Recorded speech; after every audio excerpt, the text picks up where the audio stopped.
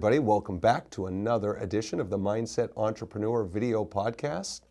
And we're happy to have you. And I'm here with my guest today, DeVany of Pinnacle Performance Improvement Worldwide. Excellent. Chris, very happy to have you here today. Thank you.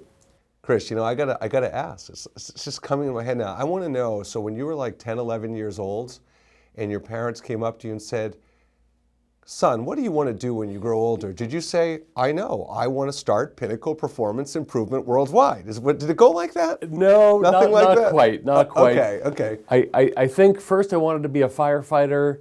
Then at some point I thought when I was in a boys' chorus I wanted to be an orchestrator. I wanted to be a composer. Wow. Yes.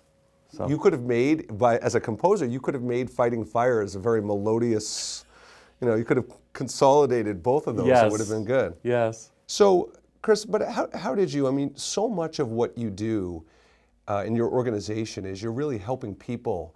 And, where did the passion for helping people, make better decisions, strategy, organizational improvements, where did the passion for doing that come from? Well, its origins actually started in my childhood. Grew up in Nutley, New Jersey. We had a side street called Oakcrest Place. There were about 20 of us kids who were all within ages 5 years apart.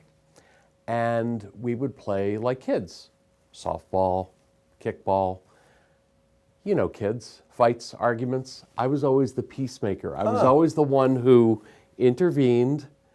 And my mom was convinced I was going to go to work in the State Department, but then there was a big there was a big change when I was in college. Yes. Now, before we go any further, Chris, it's a very important question. Recently, we had Enrico Petrocelli on the show and found out he was from New Jersey, and I had to just vet out. You weren't a Yankees fan growing up, were you? Correct. I was a Mets fan. Okay. Well, all right, but you come to your senses. Red Sox fans will have to forgive me, but come in 1986, I became a Red Sox fan. Thanks for joining us today on the. Oh no, I'm just kidding. No, Chris. All kidding aside. So actually, to me, that's a really cool story. So you're a peacemaker as a kid, because to me, I think there are a lot of things as you're growing up that you see signs that are going to show you, kind of lead you to what you ultimately do. Yes.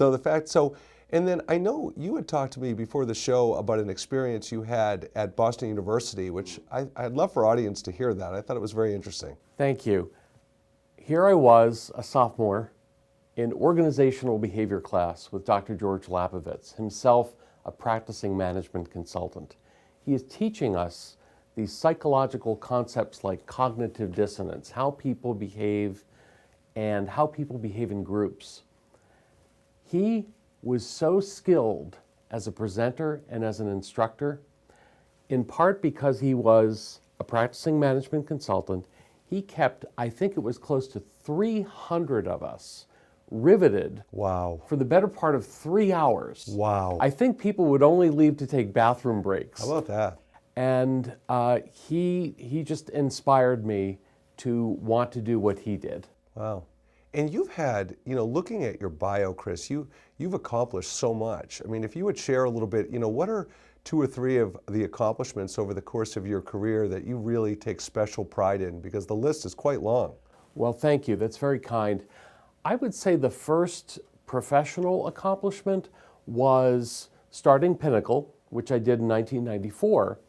And the second accomplishment, I think, followed about a year after that. In short, like many who are trying to grow a business, I reached a cathartic point. I was a year into it. I had 3 clients. All 3 clients renewed their agreements, but for fewer dollars and shorter terms. And I said, you know what? I have to figure out how am I going to make this sustainable?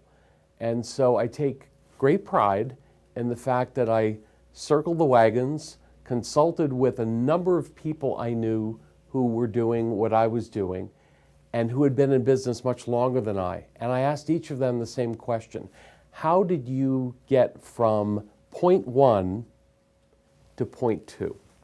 And the consensus was you have to first circle back to the people who already know you and get referrals. And from that point on, people do business with me, with a management consultant, because of trust.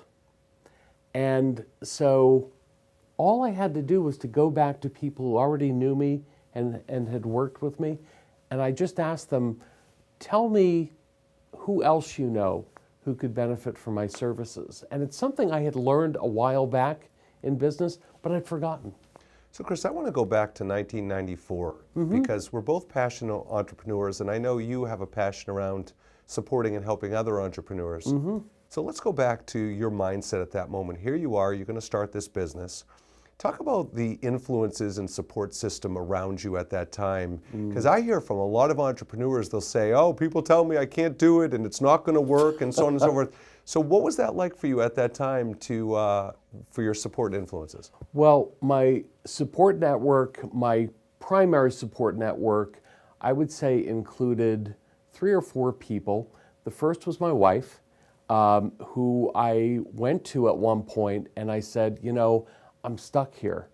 What do I do? You know, should I go look for a job, you know, in the want ads? And she said, no, you are... We're aging with the want ad reference, by the way there. Right, I know. Just throwing that out there to our audience. It was 1994. Just saying. 1994. So don't do that. The second person was a wonderful person named Darren LaCroix, who I knew through the local chapter of the National Speakers Association. And he said, go hear this guy, Alan Weiss, who wrote $1 Million Consulting. And I went to listen to him, bought his book, and his book was extraordinarily helpful to helping me understand how to grow a business. Wow. So I would say those 3 people, because I've since interacted with Alan Weiss, and he's provided outstanding advice. So I know your signature program is 90 Days to a High Performance Team. So could you walk our audience through what are the 3 maybe primary components of that program? Maybe do it this way if you would, Chris. Maybe what is an example of a problem or 2 a company might have where they would know that it's a good fit for them? Maybe some examples of some of the things you do in that program to solve the problem, and perhaps a result or 2 you've had from companies who have gone through the program. Thank you. So in short, the concept of 90 Days to a High Performance Team came about because many clients were contacting me and saying, okay, we have a group of about 25 managers. We'll give you them for 1 day, maybe 2 days if you're lucky, and we just want you to teach them everything you know, especially about management and to a degree about leadership. So the driving force of 90 Days to a High Performance Team was to help managers understand what are the keys to managing effectively, and along the way, what are the keys to leading effectively? So back to one of your questions about a problem. A consistent problem that managers have is, I've just started to manage, but I was promoted because I was a great salesperson, so they made me sales manager. Or I was a great accountant and they made me finance director. What do I need to know about managing? So I included that, you know, some keys in there for new managers to understand. If we have been working as peers and now I become your manager, our relationship has changed, and I need to learn that. I need to understand that. Also, if I'm managing, a key challenge is, how do I communicate effectively with my team and bring and facilitate team cohesiveness? So those are some of the key issues that I help managers address in 90 days. Do you find that the barriers that companies are going to consider using your services, what are maybe some of the barriers or maybe misconceptions they might have that stand in the way of them doing it? Thank you. 2 key barriers. One is a number of people have had a bad experience with a consulting firm or a practicing management consultant along the lines of that firm or that consultant was trying to, let's just say, hang around way too long, where the client is looking for help with one problem and the consultant is trying to create other problems that may or may not exist to validate their being around for 6, 12, 18 months, 2, 3 years. The other challenge that some people have, despite the name of our firm, Pinnacle Performance Improvement Worldwide, the reality is I'm the founder and president. So from a practical standpoint, I hire people on contract as clients want. So sometimes there's this perception, oh wait, he's a one-man shop, I mean, how helpful is he going to be in the long term? So I'd say those are the two key barriers that we have to overcome. So, Chris, I know one thing you talk about as one of your differentiators, which I think is so critical, is you talk about providing value that outlives you. Yes. And I know, with consultants, there's that perception that they have their own agenda and they're going to hang around and so on and so forth. So how do you do that? What is the approach to create that legacy piece for yourself? Thank you. It starts with asking questions, and it builds on that by asking the right questions and getting to the crux of what are the real wants and needs of this particular individual, this group of people, these executives, these managers, this team. What are their true needs? And by identifying the true needs that exist, often we discover, or we help the client discover, a deeper, broader need. For example, I'll get a call sometimes, well, we need help. We need you to come in and teach our people about sexual harassment. And that's an important problem that needs addressing with some instruction. And yet, by asking the client, what prompted this? Was there an incident? And also, furthermore, what is the extent of your management training? And it's not so much about identifying a new problem and providing a solution. It's about getting the client to think a little bit broader and a little bit deeper about how is this organization constructed so it can grow in the long term. And so part of what we will often help clients do is understand how can we grow this business for years and years to come? How can we identify new growth opportunities?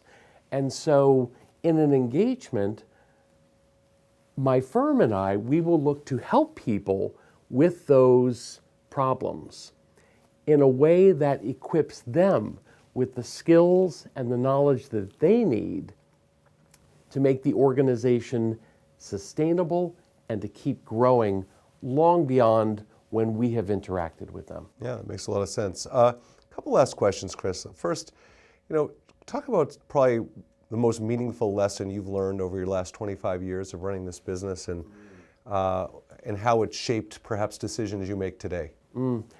Biggest lesson I've learned is stay in regular touch with people. Don't assume that once an interaction is complete that they don't want to hear from you or they don't benefit from hearing from you.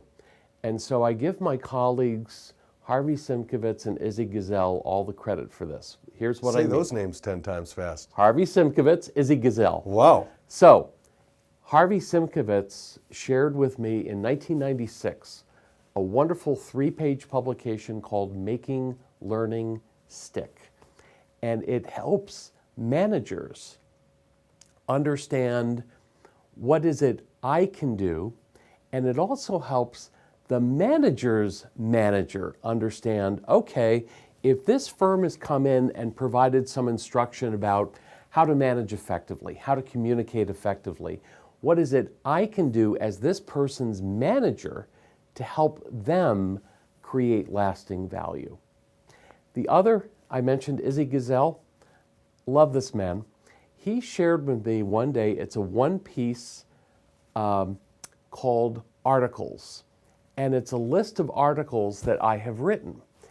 And he said, what you want to do is you want to start sharing this with people whenever you give a presentation, whenever you teach, because they're all free, and they are. And this helps create in people's presence the lasting value that you're trying to share. Yeah, it makes a lot of sense. And he said also you want to send out a weekly email newsletter. So I will always have those two individuals Love it. to thank. Love it. Chris DeVany, Pinnacle Performance Improvement Worldwide. Correct. I'm going to keep saying it. When I go to bed tonight, Chris, I'm going to say it. No, Love Chris, thank you so much for joining us. We loved having you on the show today. Appreciate it. Thank you, Mark. Yep. My pleasure. And thank you, audience, for being here for another edition of the Mindset Entrepreneur Video Podcast. Special thanks to the great work the video company does to produce this. And otherwise, we hope you have a wonderful week.